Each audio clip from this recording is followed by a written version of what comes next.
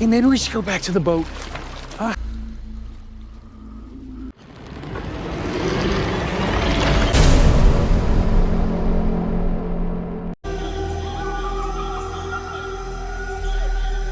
Kisah dibuka di tengah hutan rimba Amazon. Terlihat dua kru tambang emas terpaksa bersembunyi karena sedang diburu sekelompok orang misterius. Salah satunya adalah seorang perempuan bernama Ana yang parusing mencari jalan keluar dari hutan Amazon itu.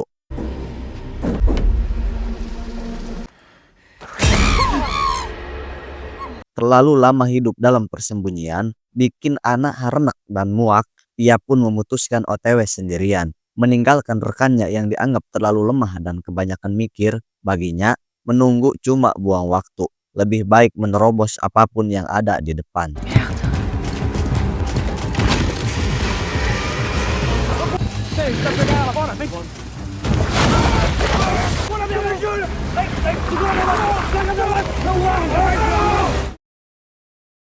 Namun sebelum bergelut dengan anaconda, cerita berpindah ke Amerika. Di sana, kita diperkenalkan dengan pria bernama Dog. Seorang videografer acara pernikahan. Sudah bertahun-tahun, Dog menggarap video hajatan pasangan yang ingin terlihat mewah. Walaupun konsepnya sering ribet dan hasilnya kadang burik.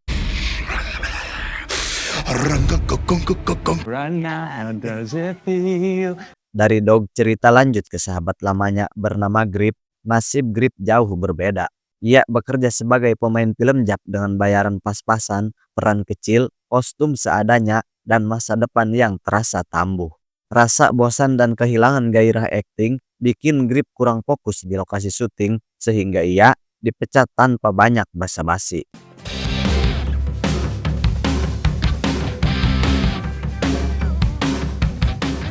Di titik terendah itu, Grip justru teringat masa lalu, terutama film Anaconda yang dulu sering ia tonton bareng Dog. Film itu bukan sekedar tontonan, tapi bagian dari kenangan persahabatan mereka. Kebetulan, Grip juga ingat kalau Dog sedang berulang tahun. You used to make me celebrate your half birthdays. Dog sendiri heran saat hari itu istrinya menjemputnya pulang. Biasanya, ia pulang sendirian atau nge-BM bersama siapa saja yang lewat. Ternyata Yes, yeah. Grip datang dari luar kota, sengaja mampir buat reuni kecil-kecilan. Tak lama, dua sahabat lama lain ikut bergabung, yaitu Kenny, si pemilik kumis beracun, dan Claire, mantan bintang sekolah yang dulu sangat gacor. Lalu sebagai kado ulang tahun, Grip memutar film lawas yang dulu mereka buat berempat. Before you strike me, I need a Semua terhibur dengan kreativitas teman-temannya. Dog sendiri sampai lupa kalau mereka pernah membuat film sekonyol dan sekaligus sekreatif ini. What the hell are we gonna do? Di tengah obrolan, Gip kembali menyinggung Anaconda, film yang dulu mereka tonton sampai kasetnya rusak. Dari situlah ide gila muncul. Dengan modal pengalaman masa lalu dan rasa rindu akan petualangan, Grip mengajak semuanya membuat film Anaconda versi mereka sendiri. What? I have the rights to Anaconda. Grip mengajak temannya langsung di habitat aslinya hutan Amazon. Selain buat nostalgia, siapa tahu bisa jadi proyek yang menghasilkan ladang cuan. Dog awalnya menganggap ide itu cuma lalagaan, apalagi melihat Kenny yang terlalu bersemangat dan Claire yang sudah tidak muda lagi, tapi malah paling ngotot ingin terlibat. Work? Yes, you can, Kenny. Sweet. Kenny, what are you talking about? Dog sebenarnya bukan menolak, tapi ia mungkin rada aringgis. Ia minta maaf pada Grip karena hidupnya sekarang sudah jauh berbeda. Ada pekerjaan yang harus dibereskan dan ada keluarga yang perlu diurus. Ia berharap Grip paham bahwa masa mereka bebas tanpa tanggung jawab sudah lewat. Griff, I'm sorry. Films. Right. Namun Grip tak menyerah begitu saja. Ia terus memujuk, mengingatkan bahwa membuat film serius adalah mimpi lama mereka sejak muda. I do. I get it. Singkat cerita, saat di rumah justru istri Dog yang memberi lampu hijau. Ia menyuruh Dog ikut ke Amazon dan kembali membuat film bersama teman-temannya. Ia tahu betul kebahagiaan suaminya yang satu ini memang selalu berakar pada kamera, cerita, dan petualangan bareng sahabat lama. Sejak saat itu, pikiran Dog jadi amburadul. Saat kerja kepikiran film, di jalan kepikiran Amazon, bahkan mau tidur pun idenya masih muter-muter. Hidupnya terasa seperti dibelit orai, sampai akhirnya ia menyerah pada satu keputusan. Then let's do it. Let's reboot Anaconda. Yes. Dog pun resmi ikut. Ia langsung serius menyiapkan semuanya, dari naskah film lengkap, dialog tiap adegan, sampai konsep pengambilan gambar. Mereka juga mulai membagi tugas karena semua sadar Amazon bukan teman rekreasi yang bisa disepelekan. Copy. All in, $2.5 million. Hal penting lainnya, mereka mendatangi Seblak Entertainment dengan harapan mendapat suntikan dana untuk mewujudkan proyek gila ini. Ajaibnya, semua berjalan lancar, persiapan matang, perbekalan aman, dan urusan dana pun beres. Second chance, let's do this. Tak lama kemudian, Dog terbang ke Brazil untuk memulai petualangannya paling nekat dalam hidupnya. Bahkan sebelum berangkat, ia sempat menerima sebuah penghargaan paling aneh sebagai pembuat film paling ngotot dan paling susah dilarang. What? Greatest, Doug. I thought it should say dad. Akhirnya, Grip dan geng tiba di pinggiran hutan Amazon di waktu yang hampir bersamaan. Anak berhasil keluar dari dalam hutan dan berusaha mencari tempat aman untuk bersembunyi. Nasib keduanya seakan bergerak di jalur berbeda, tapi menuju satu titik yang sama. Oh, God, it's terrible. Tak jauh dari posisi Ana, Grip dan kawan-kawan sudah tidak sabar masuk ke hutan dan langsung ingin syuting dengan ular anaconda asli. Mereka bertemu dengan pria bernama Santiago, pawang ular berpengalaman yang sebelumnya sudah dihubungi Kenny. Hey, it's Kenny. Yeah, Kenny from the phone. Kenny, hey. Oh, thank You're God. supposed to be the best. Now, Dari pria inilah Kenny menyewa seekor anaconda untuk keperluan film mereka. Tanpa banyak ngabalincong, Santiago mengajak mereka melihat langsung ular yang sudah ia siapkan. Hell yes, this thing is not. Di sisi lain, Ana kembali sembunyi saat melihat kedatangan seorang pria bewok yang sudah mengincarnya bersama beberapa orang baru. Sementara itu, Santiago mulai bercerita tentang tambang emas ilegal yang belakangan ini mengganggu keseimbangan alam dan berdampak langsung pada populasi anaconda di hutan Amazon. Better to die. Di saat yang sama, Ana diam-diam mencuri kunci kapal yang rencananya akan membawa rombongan Grip masuk lebih jauh ke pedalaman Amazon. Kelompok Grip sendiri mulai sibuk memindahkan peralatan syuting dan kandang anaconda ke atas kapal. Ana lalu muncul dan berpura-pura sebagai anak pemilik kapal, mengatakan kapal itu harus dibawa ke bengkel. Padahal sebenarnya ia hanya ingin kabur dari si bewok yang terus memburunya. Lives, please. I am begging you. Let's do this, but with the fast. okay, yes. Oh! Ana tak punya pilihan lain, lebih baik kembali masuk ke pedalaman hutan daripada tertangkap orang-orang bewok. Keputusan itu menjadi awal dari petualangan sesungguhnya bagi keempat sahabat ini. Petualangan yang belum mereka sadari betapa mengerikannya hutan Amazon.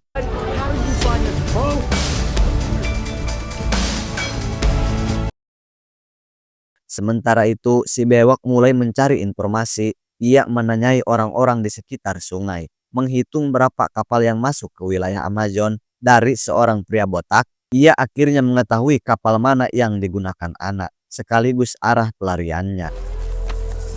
We would say a prayer to the movie gods.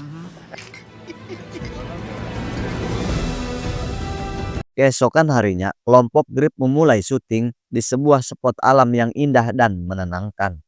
Untuk sementara, semua berjalan lancar karena mereka belum melibatkan anaconda. Action! What's it like shooting with Doug again? He and I are best friends. Come and get me, goddamn POV, RD, take one. Dog yang kini berperan sebagai sutradara dadakan merasa puas melihat akting Grip yang menurutnya cukup meyakinkan. bahkan terasa seperti aktor film sungguhan saat mereka berkumpul membahas adegan berikutnya, adegan yang melibatkan anaconda. Semua orang terlalu bersemangat. Tak satu pun sadar bahwa kandang ular milik Santiago tidak terkunci dengan benar.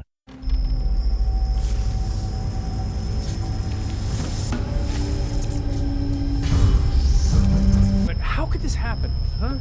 Grip langsung menyalahkan Santiago, namun Santiago tetap tenang. Ia yakin ularnya sudah jinak dan tidak akan pergi jauh. Menurutnya, ular itu pasti akan kembali dengan sendirinya, dan benar saja.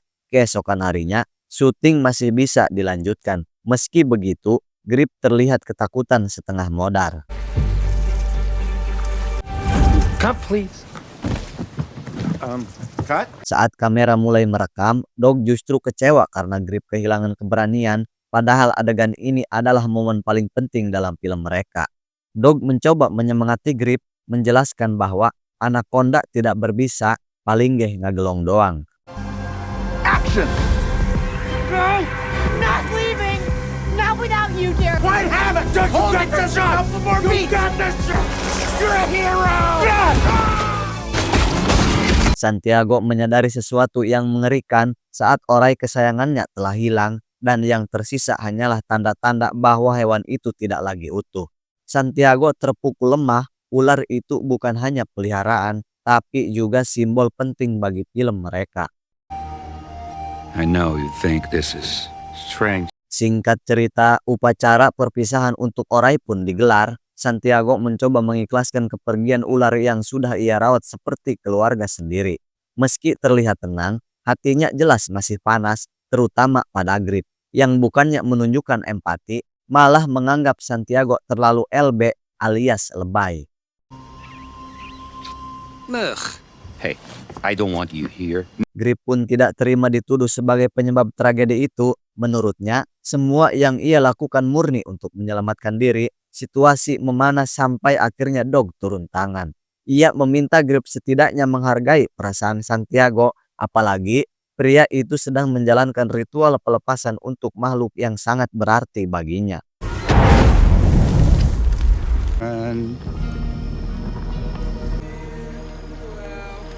Di tempat lain, anak buah si bewok akhirnya menemukan kapal yang sebelumnya dipakai anak. Namun sebelum sempat berbuat banyak, pria itu merasakan benturan keras dari bawah perahunya.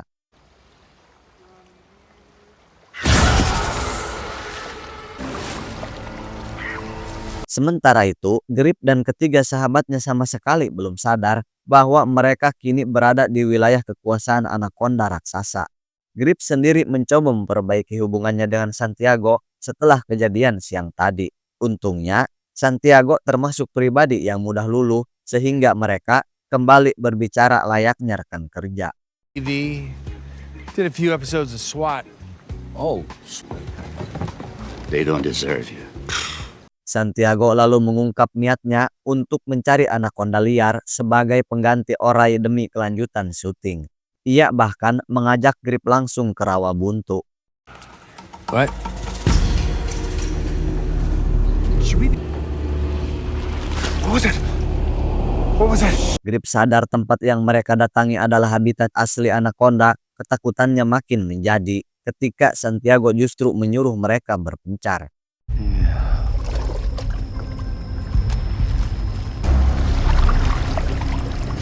Hey, maybe we should go back to the boat. Santiago. Tak sanggup melanjutkan, Grip memilih kembali ke kapal. Santiago tetap melangkah masuk ke rawa seorang diri, fokus pada pencariannya tanpa menyadari bahwa ada sesuatu yang mengawasinya.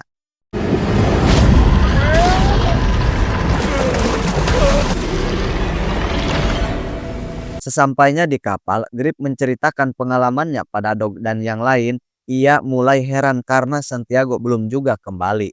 Dog mencoba menenangkan, mengatakan bahwa Santiago sudah terbiasa menghadapi segala jenis ular. If he's not back soon, we'll go look for him.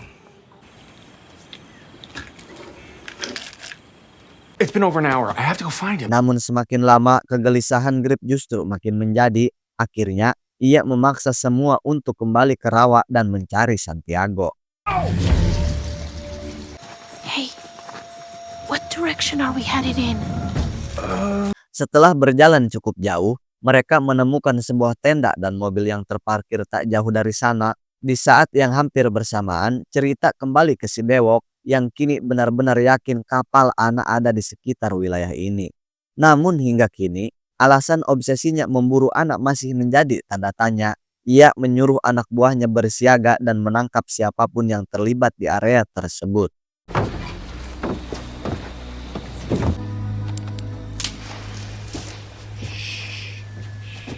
Tiba-tiba, Grip mendengar suara pergerakan aneh dari arah semak-semak. Tak lama kemudian, mereka akhirnya tahu kemana Santiago menghilang.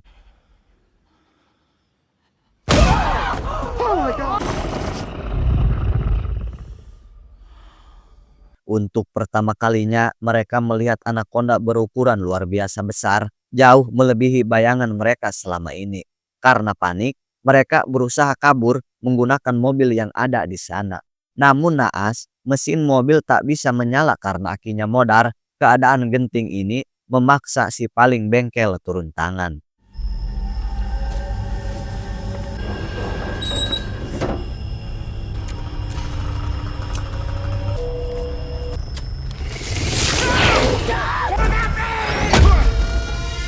Pelarian kelompok Grip langsung mengundang perhatian. Anak buah si bewok bergerak cepat, merespon kekacauan yang terjadi di sekitar sungai.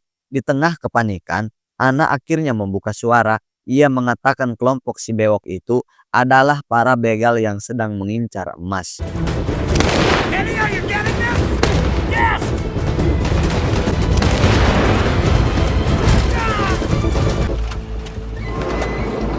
Setelah berhasil ngebantai si bewok, rombongan Grip bergegas menuju kapal. Di sisi lain, Ana masih memutar otak untuk melumpuhkan orang-orang yang terus memburunya. Dog dan Ana sepakat untuk menuju lapangan udara kecil di pedalaman agar mereka bisa keluar dari hutan menggunakan pesawat. Namun Grip keberatan, menurutnya film mereka tinggal selangkah lagi selesai. Sayang sekali kalau semua dihentikan begitu saja. Dog pun berada di posisi paling galau. Di satu sisi, ia ingin keluar hidup-hidup dari Amazon. Di sisi lain, pulang tanpa hasil terasa seperti kekalahan. Akhirnya, Dog mengambil keputusan berat, menyelesaikan film itu apapun resikonya.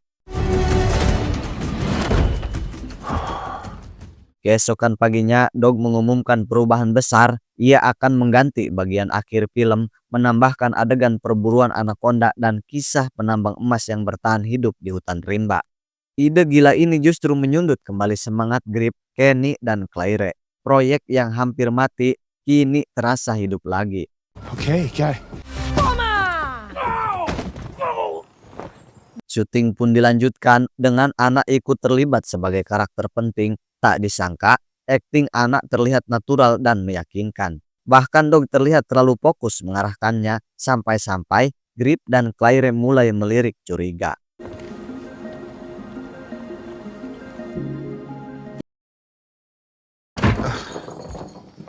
Keesokan harinya, suasana berubah. Dog menyadari Grip terlihat murung dan tidak bersemangat. Belum sempat bertanya, mereka dikejutkan oleh kedatangan sebuah kapal mewah yang membawa rombongan kru film profesional. Dan ternyata mereka juga akan membuat film di wilayah ini. Excuse me! We're doing a reboot of Anaconda. Come again? Anaconda? Like Ice Cube Anaconda? Yeah. Semua tim Dog langsung ngahuleng, apalagi setelah diketahui bahwa studio tersebut adalah tempat lama Grip bekerja. Sekaligus pemegang hak resmi cerita Anaconda, situasi ini membuat Dog merasa ditipu. Grip sebelumnya mengaku punya hak atas konsep film mereka. You're fired. What? You're fired.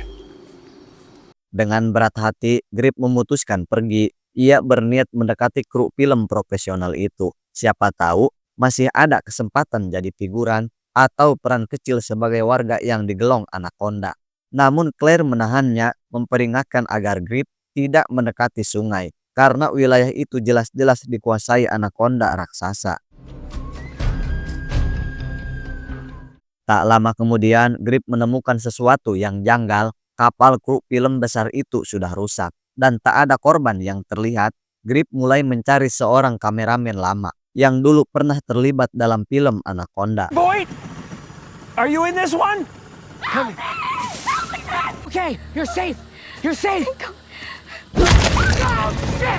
Sementara itu, Dog bersikeras melanjutkan syuting meski Kenny dan Claire ingin menghentikan semuanya demi mencari Grip yang menghilang entah kemana. Change, and that's part of Turning the boat around. Everyone off the boat now!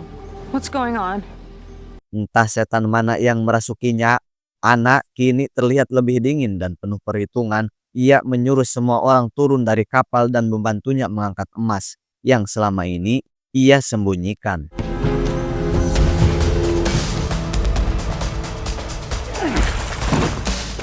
Saat Anna membawa mereka masuk ke hutan, si bewok tiba-tiba muncul dan langsung mencari keberadaan Anna. Tak lama berselang, Grip juga datang ke lokasi itu dan kebingungan melihat tempat yang sudah kosong. Di sekitar sungai, ia menemukan perahu milik si bewok yang menyimpan seperangkat alat perang. You gonna carry these for me back to the boat? Merasa situasi sedang aman, Anna kembali memerintahkan semua orang memindahkan emasnya. Dog yang belum tahu siapa Anna sebenarnya hanya bisa mengikuti perintahnya. Gold? So you're the miner? You did all of this for money? Namun ketenangan itu tidak bertahan lama, si bewok datang kembali. Disusul Grip yang siap bertempur di hadapan mereka semua. Bewok mengaku bahwa dirinya adalah utusan pemerintah yang ditugaskan menangkap penambang emas ilegal seperti Anna. Karena terpojok, Anna mencoba menyuap si bewok dengan emas agar dibebaskan. Akan tetapi, si bewok menolak mentah-mentah dan meminta Anna diborgol. Oh my God! Situasi berubah acak-acakan ketika Mamang Grip menembak si bewok dan Grip merasa dirinya seorang pahlawan kaberangan. Keributan ini membuat anak mendapat celah untuk membalikan keadaan.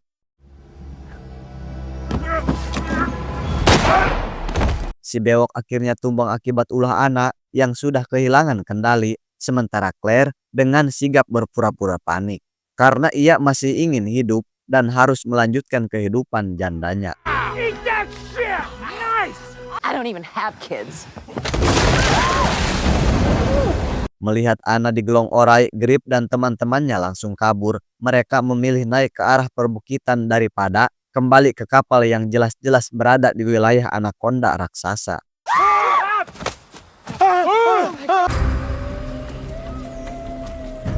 Di tengah pelarian, Dog meminta maaf pada Grip karena sempat memecatnya.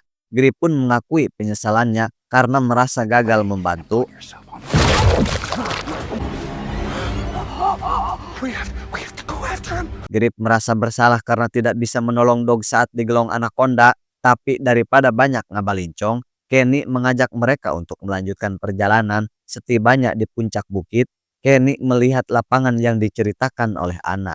Sayangnya, mereka ragu untuk mendekat karena merasakan ada getaran cinta dari orai Anaconda.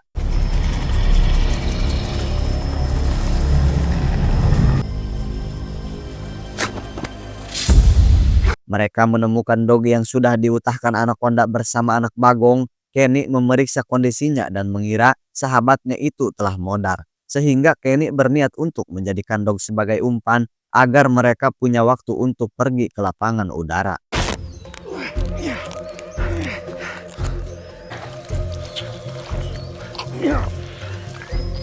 Wanying, saat coba nukuat ngambean bangke bagong, Dog ternyata masih hidup. Strategi Kenny berhasil dan perhatian makhluk raksasa itu beralih, memberi mereka kesempatan untuk melarikan diri. Oh shit! He's alive! Hey! Dog! Dog! Tanpa menoleh ke belakang, mereka memanfaatkan momen itu untuk menuju satu-satunya harapan keluar dari neraka Amazon. Dog dan teman-temannya akhirnya berhasil lolos dari serangan Anaconda. Okay, all right. Okay. Whose idea was it to put that dead squirrel in my mouth?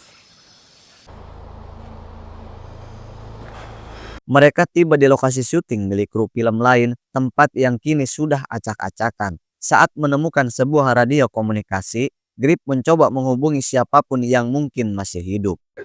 What again? Sorry.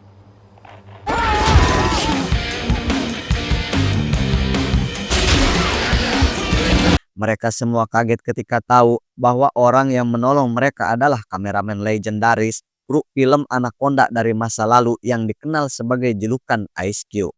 Berkat pengalaman dan ketenangannya, Ice Cube membawa mereka ke lokasi yang jauh lebih aman.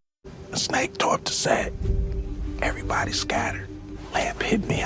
Ice Cube kemudian memberitahu serangan Anaconda sebelumnya yang telah menghabisi seluruh kru film profesional. Maka dari itu, jika mereka ingin selamat, mereka harus melawan. All I know is they were setting up pyrotechnics all through here. Man, okay. Don't post. Dengan memanfaatkan dinamit sisa syuting, Ice Cube menyusun rencana berbahaya, menjebak dan menjatuhkan sang Anaconda. Tugas pun dibagi. Dog bersiap menggunakan mobil sebagai umpan. Kenny dan Claire mengatur pemicu, sementara Grip diberi pistol suar sebagai cadangan terakhir.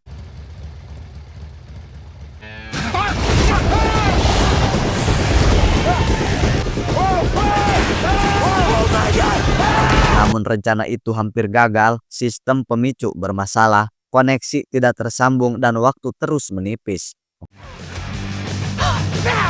Had to turn it on. Saat ledakan akhirnya terjadi, hasilnya jauh dari harapan. Bagi si Orai ledakan itu terasa gatal. Mereka tidak bisa kabur lagi karena jalan sudah buntu. Come on, hard stop. It's a dead end. Di saat genting itu, Grip mengeluarkan pistol suar di tangannya. Kejadian ini pun sama persis seperti adegan terakhir film yang dulu pernah mereka buat. Hush, mister.